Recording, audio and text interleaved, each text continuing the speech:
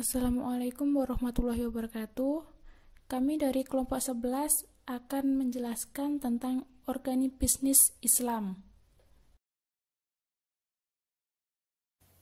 Saya akan memperkenalkan nama anggota kelompok kami. Yang pertama yaitu Nabila Khairunisa, 2 Ruli Sofiana Dewi, ketiga Novita, 4 Dewi Khairatul Azizah.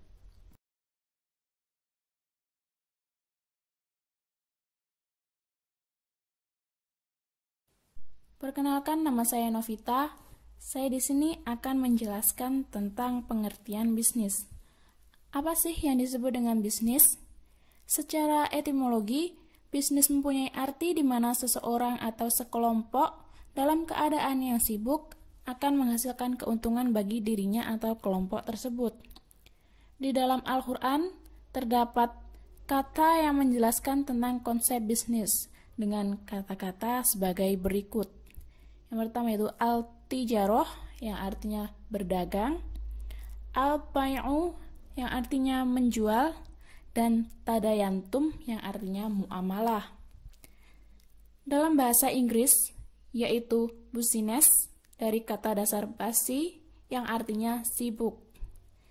Jadi, definisi bisnis tersebut merupakan serangkaian kegiatan yang terdiri dari tukar-menukar, jual-beli, memproduksi, memasarkan, bekerja, mempekerjakan, dan interaksi manusia lainnya dengan maksud yang memperoleh keuntungan. Sekian penjelasan dari saya, kemudian akan dilanjutkan oleh pemateri selanjutnya.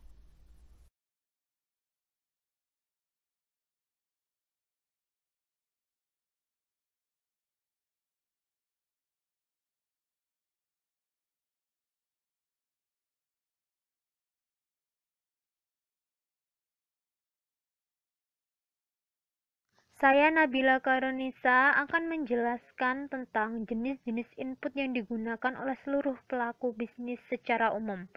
Yang pertama ada sumber daya manusia, yang sekaligus berperan sebagai operator dan pengendalian organisasi bisnis. Yang kedua ada sumber daya alam, termasuk tanah dengan segala yang dihasilkannya. Yang ketiga ada modal, meliputi keseluruhan alat dan perlengkapan, mesin, serta bangunan. Dan tentu saja dana yang dipakai dalam memproduksi dan mendistribusikan barang dan jasa. Yang keempat ada entrepreneurship, yang terutama mencakup aspek keterampilan dan keberanian untuk mengombinasikan ketiga faktor produksi tersebut untuk mewujudkan suatu bisnis dalam rangka menghasilkan barang dan jasa. Dari pengertian di atas juga dapat dipahami bahwa setiap organisasi bisnis, besar maupun kecil, baik yang memproduksi barang atau jasa, akan melakukan fungsi dan aktivitas yang sama. Setidaknya terdapat 6 pokok aktivitas yang digarap oleh sebuah entitas bisnis. Adapun menciptakan atau memproduksi suatu barang atau jasa, memasarkan produk kepada konsumen, membuat dan mempertanggungjawabkan transaksi keuangan, merekrut, memperkerjakan, melatih dan mengevaluasi karyawan, memperoleh dan mengelola dana, yang terakhir memproses informasi.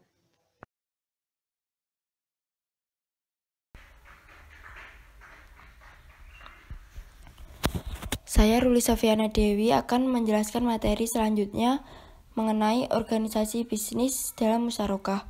Musyarakah adalah akad kerjasama antara dua pihak atau lebih untuk suatu usaha tertentu, di mana masing-masing pihak memberikan kontribusi dana dengan ketentuan bahwa keuntungan dibagi berdasarkan kesepakatan, sedangkan resiko berdasarkan kontribusi dana. Pengaplikasian musyarakah dalam organisasi bisnis contohnya yaitu pembiayaan proyek.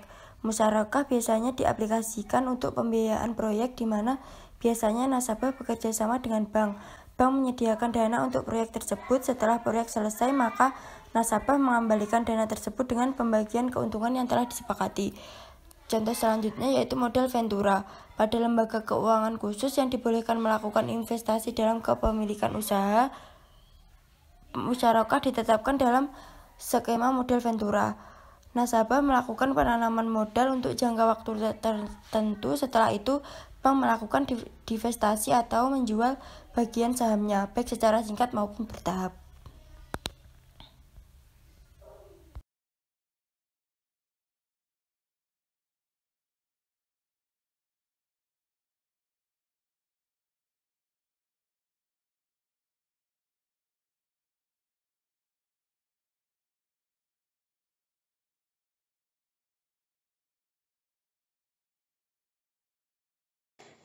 Saya Devi Khartul Azizah.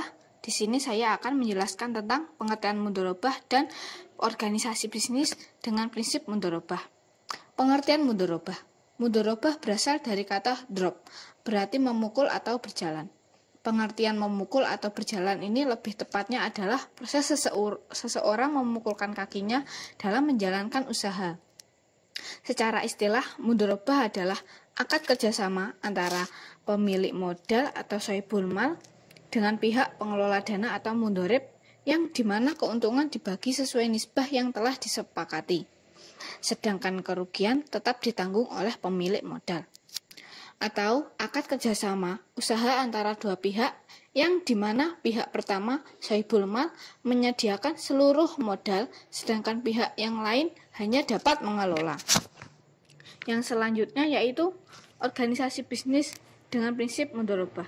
Organisasi bisnis dengan prinsip mudharabah di sini dapat dibagi menjadi 4 macam. Yang pertama yaitu tabungan berjangka.